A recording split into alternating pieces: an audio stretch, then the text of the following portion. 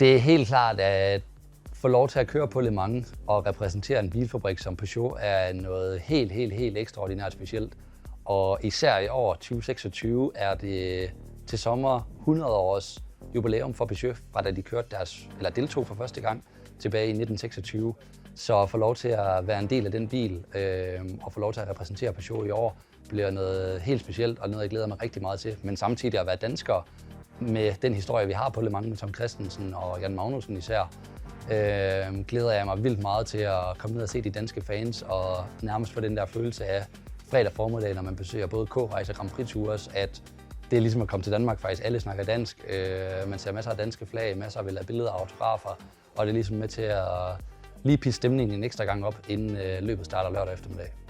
Aller fedeste tidspunkt, det er helt klart, når solen begynder at stå op igen søndag morgen. Så ved man, at nu er man ligesom klaret natten, nu er man kommet igennem. Det er der, hvor det er svært tit, det er der, hvor man kan være en anelse ukoncentreret.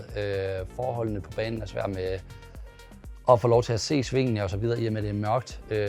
Og den der sollys, de første solstrejf, man får lov til at se, giver bare en helt speciel energi, og det gør ligesom, at yes, nu er man igennem natten, nu har man overlevet, og nu kan man begynde at se fremad mod mål. Men man skal stadig huske, at der er omkring 10 timer tilbage af løbet stadig på daværende tidspunkt.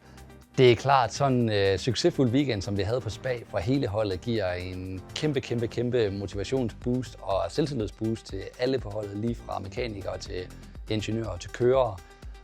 Og det tror jeg på, det har været med til at gøre, at vi alle sammen glæder os ekstraordinært meget til Le Mans i år. Og samtidig kan det også være med til at skrue forventningerne en lille smule op, fordi når man kan sætte pole position på Spa, som er den sidste træning inden Le Mans, hvor man kan få lov til at måle sig op imod de andre konkurrenter, så viser det jo lige pludselig, at man har fat i den lange ende, og man ligesom gør tingene rigtigt. Så det har været en vild oplevelse at være med til at sætte den første pole position i 15 år for Peugeot, og samtidig være den første dansker til nogensinde at gøre det i LMP eller Hypercar siden WEC.